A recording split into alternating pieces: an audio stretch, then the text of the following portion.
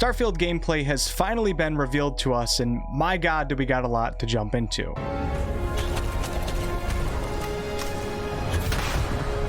As always, I'll leave chapter markers below. Let's jump on in.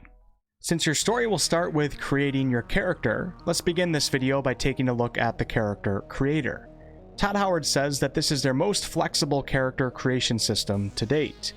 The biometric ID tab appears to be where your profiles will be stored. On the bottom of this screen, you'll notice that it tells us that biometric customizations can be changed later by visiting a genetics facility. So this basically confirms that you will be able to revisit some form of the character creator later on in your journey. Under the body tab, we can sift through presets that not only change your body type, walk style, and skin tone, you can also use this slider type mechanic to further customize your character in terms of muscularity, heaviness, and thinness. On the face tab, we get to play around with skin tone, head shape, hair color, and eyes. And I would imagine with the face tab and also the body tab, there's probably more options that we did not get to see, such as here below the eyes slider. I would imagine that there's going to be eye color and other common type customization options. The background tab allows us to choose a background, which will start your character with 3 starting skills. The backgrounds that we could see include Beast Hunter, Bouncer, Bounty Hunter, Chef, Combat Medic, Cyber Runner, Cyberneticist, Diplomat, Explorer, Gangster, Homesteader, Industrialist, Long Hauler, Pilgrim, Professor, and Ronin. We got to see a few of these in more detail. The Chef reads as, while the unrefined masses scarf down chunks by the shipload, you catered to those with a more discerning palate. In your kitchen, countless alien species became true culinary masterpieces. This clearly tells us that we will be able to eat several of the species that we come across when we're out exploring. The starting skills for Chef include Gastronomy, which lets you craft specialty food and drinks and also research additional recipes at a research lab. The Dueling skill gives you a 10% increase to damage when using melee weapons, and the Wellness skill is described as immediately gain 30 points of health. Combat Medic reads as, leave it to human beings to fight over something as infinite as outer space. That's where you come in. You've never been afraid to take on the enemy, but you'd much rather take care of your friends. The starting skills include Pistol Certification, which gives your character 10% more damage with pistols, Medicine, which makes med packs heal for 10% additional health, and Chad Weightlifting, which increases your total carrying capacity by 10 kilograms or 22 pounds. Cyberrunner says, from Neon to New Atlantis, and Neon, for those of you who are unfamiliar, is the city of pleasure where you can get high on a drug called Aurora. And New Atlantis is the capital city of the United Colonies faction, which is one of the most powerful factions in the settled systems. From Neon to New Atlantis, the Megacorps stand as monuments to power, prestige, and profit. You've worked both for and against them on the inside and out, often sacrificing conscience for credits. The Medic starting skills include Pistol Certification, which Combat Medic also had, Security, which allows your character to attempt to hack advanced locks, and 2 auto attempts can be banked. We actually got a gameplay example of some of the lock-picking mechanics. Take a look.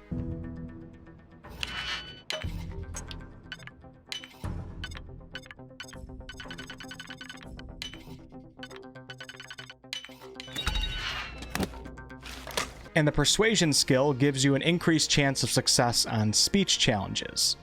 The Cyberneticist background reads as, robots, mere toys. Neuroamps, good for parlor tricks.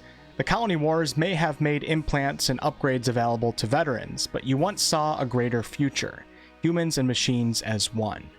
The starting skills for this include Medicine, which is Medpack heal plus 10%, Robotics, which makes your character deal 10% more damage to robots and turrets, and Lasers, which increases laser damage by 10%. And the last one that we got to see the skills for is the Diplomat background. It says here you spent some time as a diplomat. Having a way with words might prove useful. The wars are over. Peace now reigns the settled systems, but only because there are those quietly fighting to keep it. Because of you, agreements were signed, words were heeded, lives were spared. The starting skills for Diplomat include Persuasion, which is an increased chance of success on speech challenges, Diplomacy, which says you can force a target NPC at or below your level to stop fighting for a while. It seems like a crowd control skill. and bargaining, which is buy items for 5% less and sell for 10% more. And the last tab that we could see is the Traits tab, and these traits will come with unique advantages and disadvantages. You get to choose 3 of these traits right away in character creation. The ones that we could see include Alien DNA, Empath, Extrovert, Freestar Collective Settlers, Introvert, Kid Stuff, Neon Street Rat, Raised Enlightened, Raised Universal, Serpent's Embrace, Spaced, Starter Home, Taskmaster, Terra Firma, United Colonies Native, and Unwanted Hero. Introvert is a trait that gives you more endurance when adventuring alone, but less endurance when adventuring with other human companions. Introvert cannot be combined with the Extrovert trait.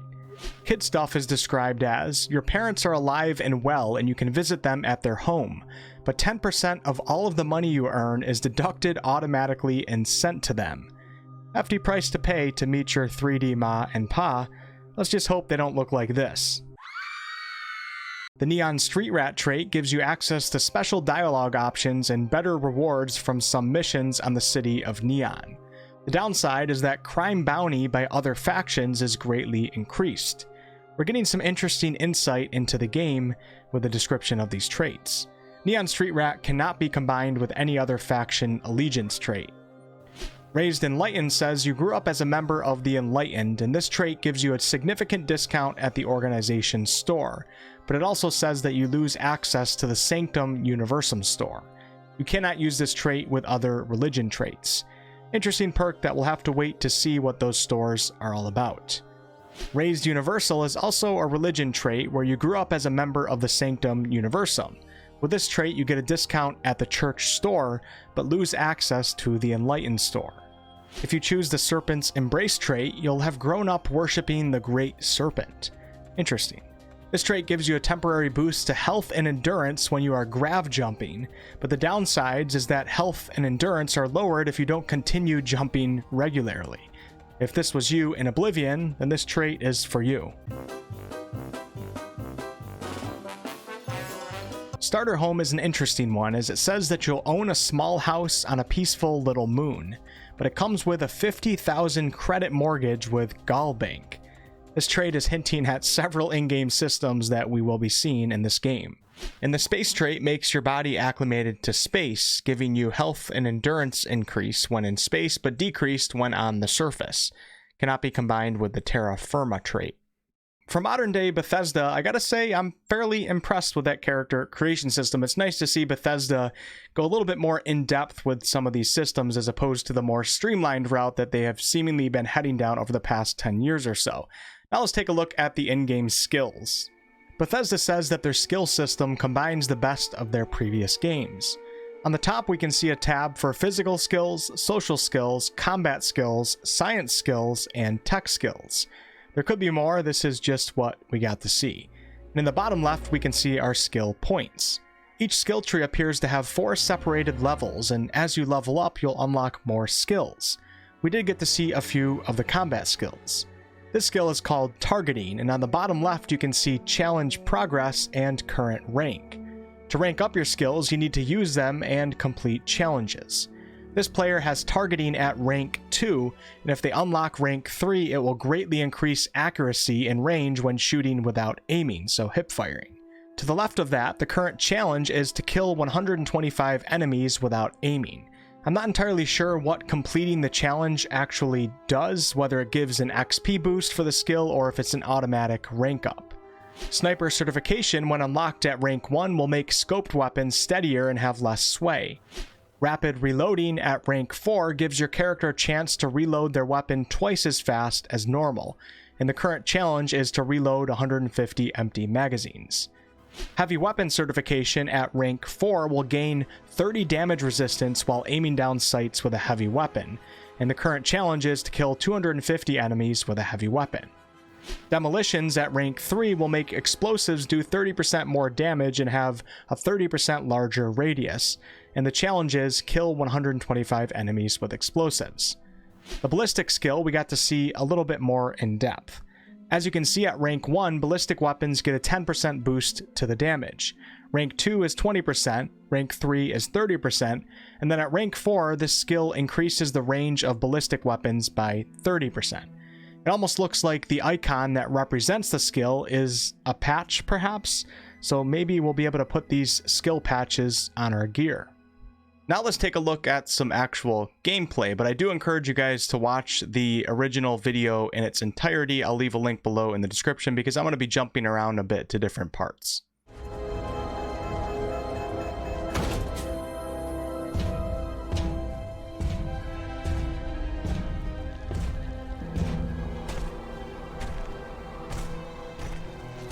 This little robot fellow right here appears to be our trusty companion Vasco, an expeditionary robot.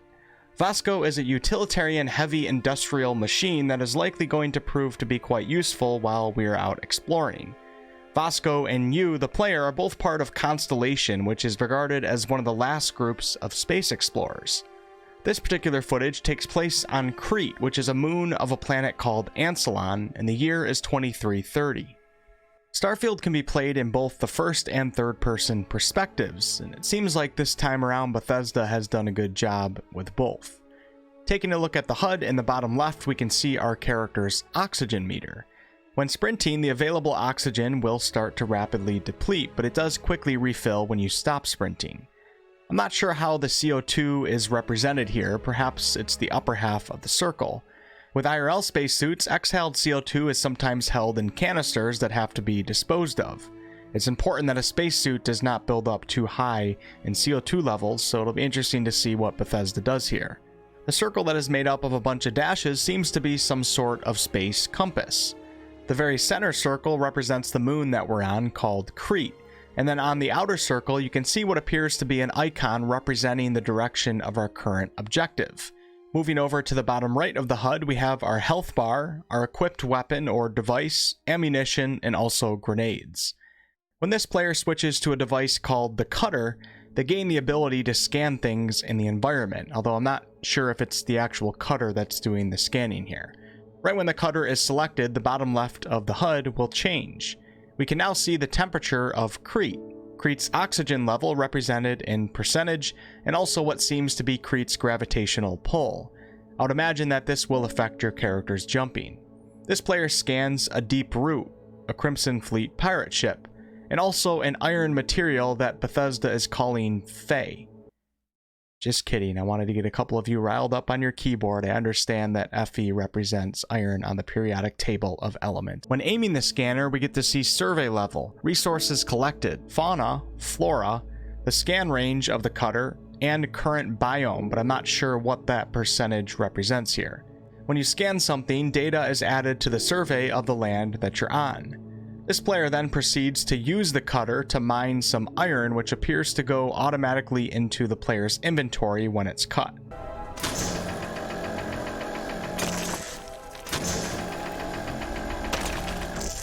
Now let's talk about combat. Unfortunately, Bethesda did not show us much third-person combat. We only got 2 third-person combat jumping scenes.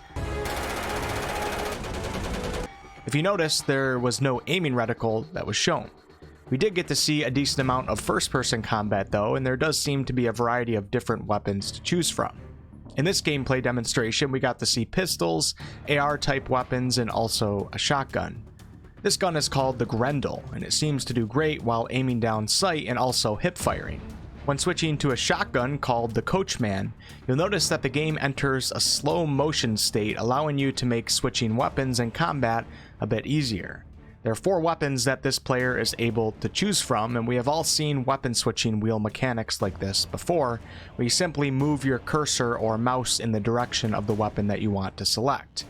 Like with the third-person view, I have not seen an aiming reticle yet. Perhaps that is a setting that you can turn on and off.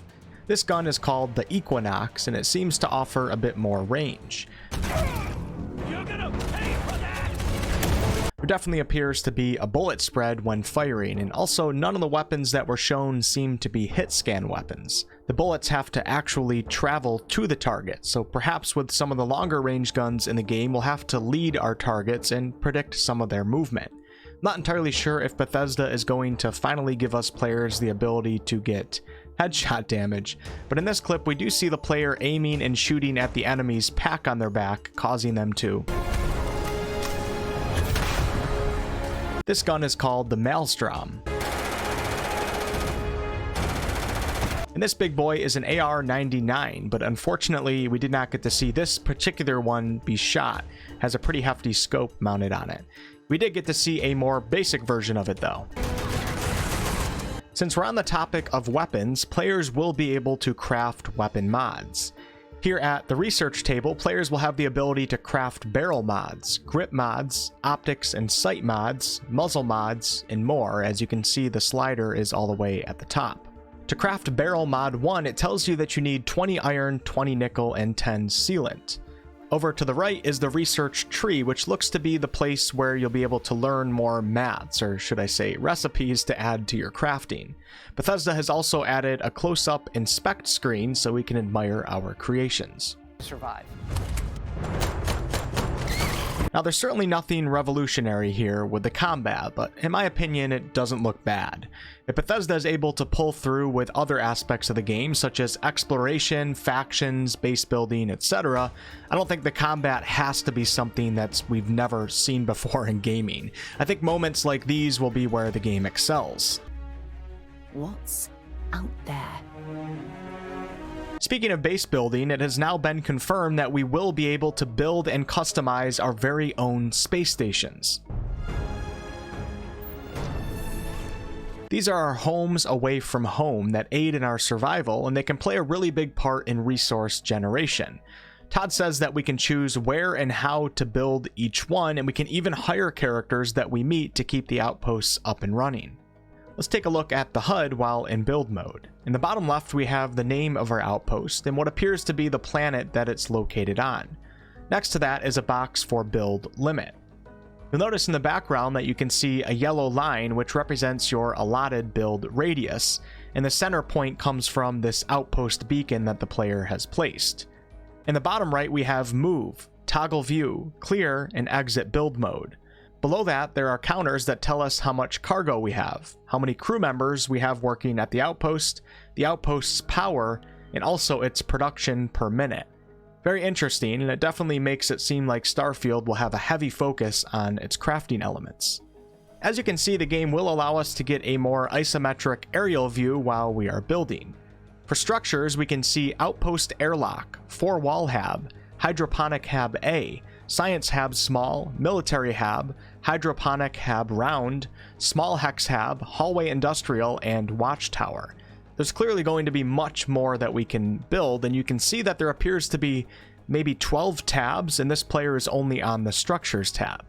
This player is currently hovering over the Science Hab Small structure, and in the top left we can now see the build requirements. To create this structure, the player needs 6 aluminum and 2 iron. It also notes the operating cost of this structure, but this one says 0. So depending on what you make, you're going to need an adequate power source to keep it up and running. While on the topic of building, we'll also be building our own spaceships.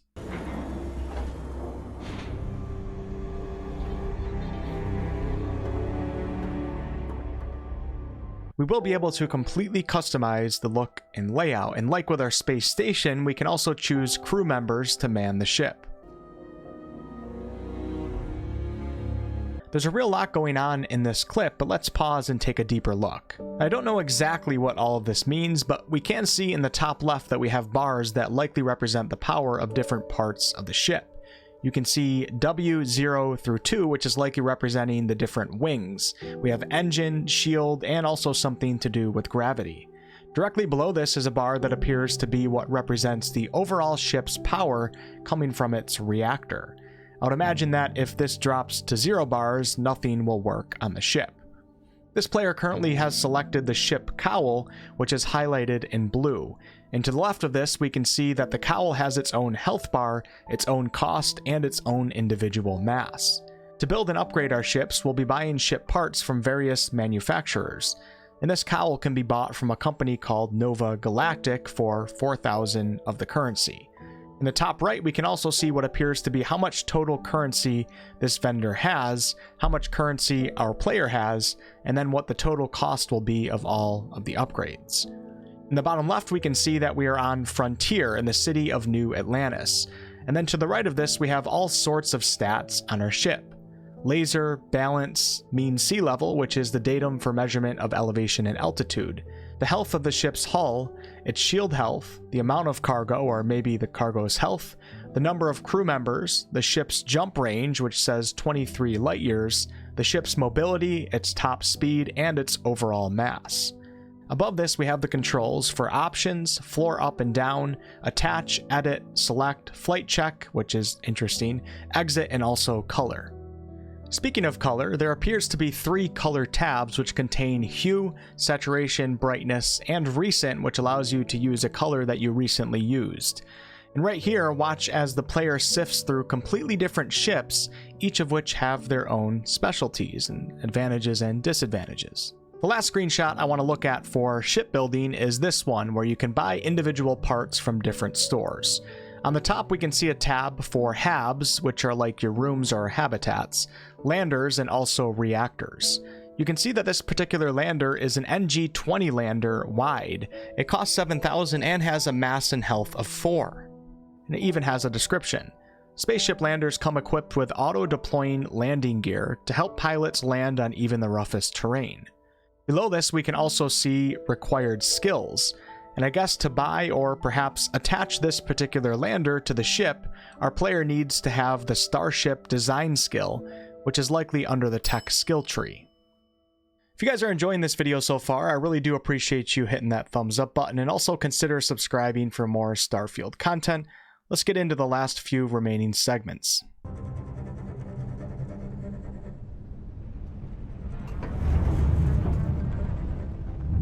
As you all can see, we will also, of course, be flying our spaceships, and this can be done in both the first and third person perspective. Flying won't always be relaxing though, as you should always be prepared for Top Gun space version.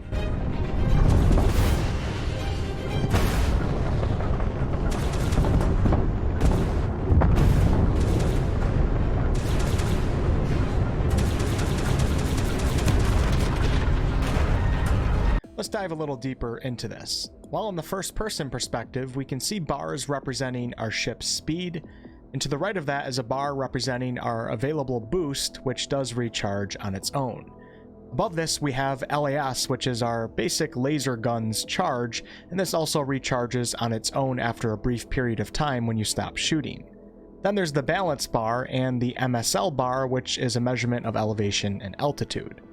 In the bottom right, we can see a bar representing the health of the ship's hull, which is the body of the ship. And then the wiggly circle surrounding the outline of our ship is likely representing our ship's shield. In the bottom left, we can once again see the power level bars that we saw in the shipbuilding and upgrading interface. When the Crimson Fleet pirate ships appear, there's a bar representing their shield levels and also a bar representing their overall ship health. You'll also notice that you can lock on with certain weapons, and right now it's showing 30%. I think what you have to do is hold your reticle steady on an enemy ship long enough to build that lock-on bar to 100%, and then you can fire a lock-on missile. The space travel looks pretty cool in my opinion, but it's hard to tell if it will be something that will get old fast or what. But regardless, I'm happy to see it in the game because I do want to fly my ship, and if it's done right, it will add a sense of scale to a game which is based on space exploration. So scale is kind of important. Take a look at a few of the asteroid fields that we will be navigating.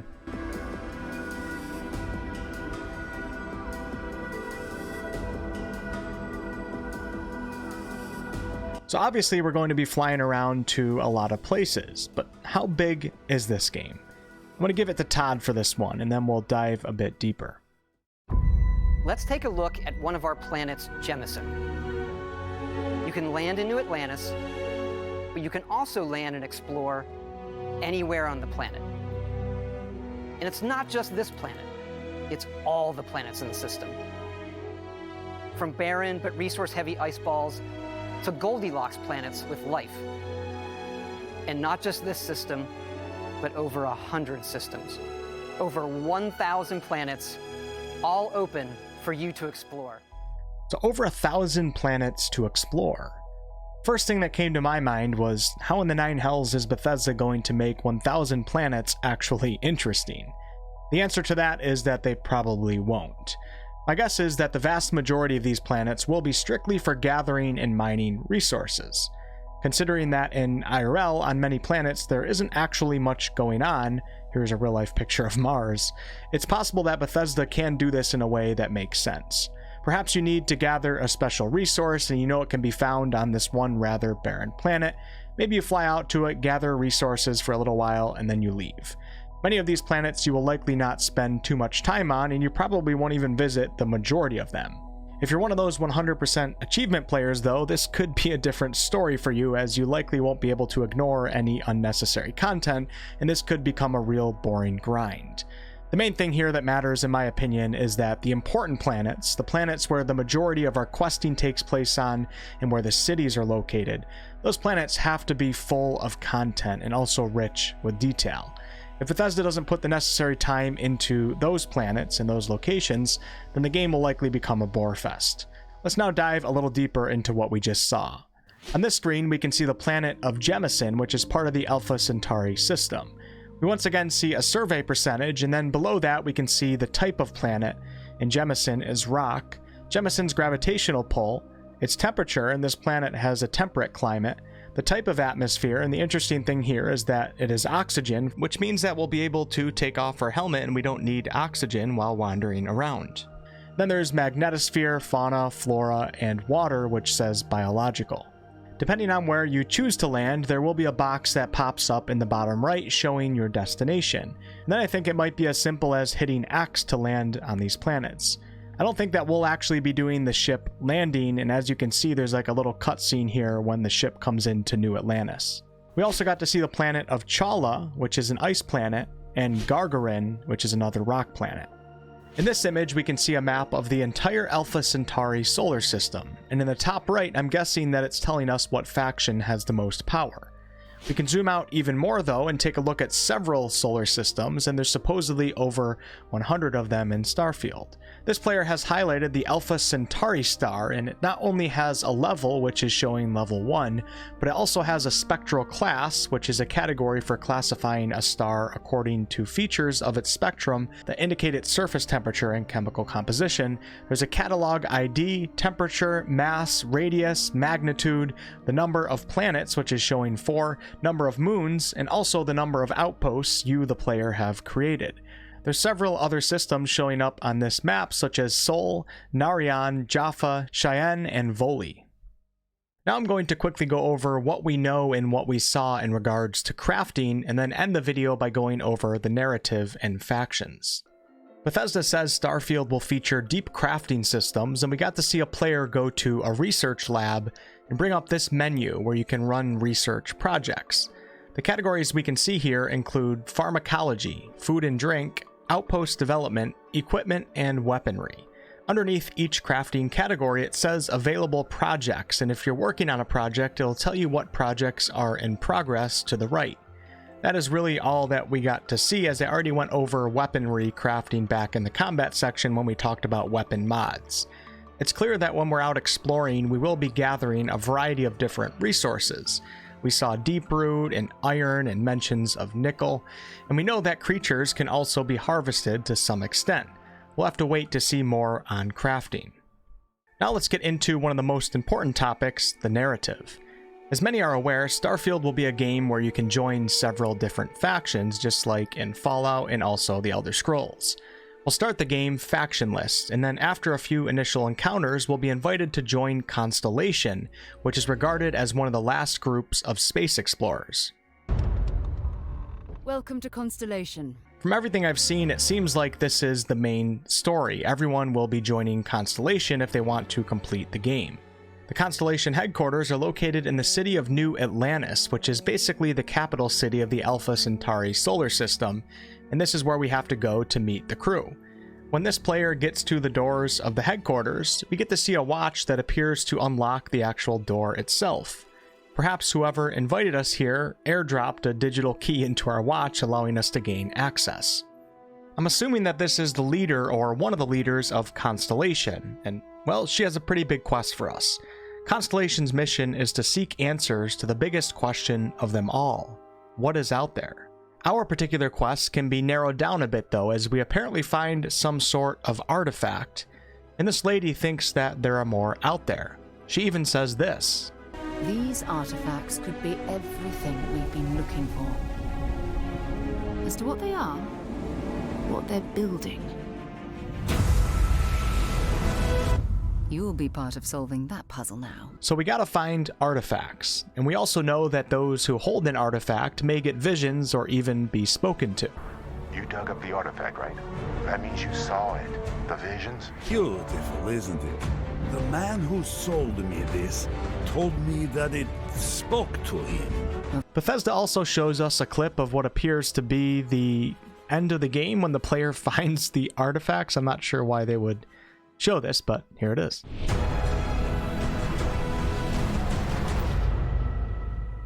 Now, aside from Constellation and what appears to be the main mission, there's going to be a ton of other stuff to get involved with. The United Colonies and the Freestar Collective are the two largest factions in the settled systems, and they actually went to war with each other around 20 years prior to present-day Starfield. Relationships are still tense though, and I have a feeling that these two factions will act similarly to joining the Stormcloaks or the Imperials in Skyrim.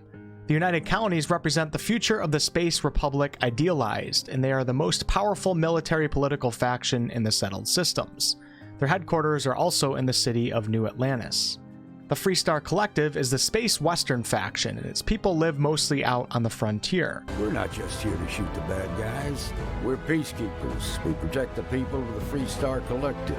Their headquarters city is the city of Aquila, which we did get to see a little of in the gameplay. The Freestar Collective believes in the sanctity of personal freedom and individuality. There's several other factions as well, and the one that got the spotlight in the gameplay reveal is the Crimson Fleet Pirate faction. When you sign up with the Crimson Fleet, no one quits. The only way out is death. We got to see a lot from the Crimson Fleet, mostly just us killing them, but it was confirmed, and also in that clip that you just saw, that we will be able to join them if we so choose. Another faction mentioned, or maybe a group within a faction, is UC SysDef. Agreed to work for UC SysDef. I'm not sure if this is its own faction or if it falls under the United Colonies faction, considering that guy said UC, which may stand for United Colonies. There's plenty of other factions such as the Ecliptic Mercenaries, the Violent Spacers, House Varun, and Ryujin Industries, but we'll have to wait for more on them. This gameplay clip appears to possibly be headquarters for one of the more religious factions. As a bonus for all of you who made it this far in the video, here are all of the interesting alien creatures that we got to see. The first creatures we saw were these crustacean-looking fellows that seemed to be just minding their own business.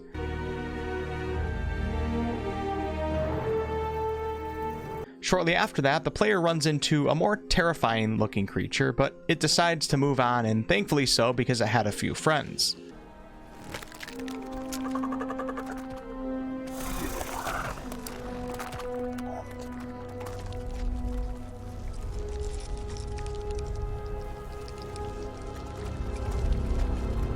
This is a statue inside a Freestar Collective building, and I would imagine that we will likely be seeing a few of these around. This beautiful but frightening creature has pincers, but also looks like a hammerhead mixed with a Spinosaurus.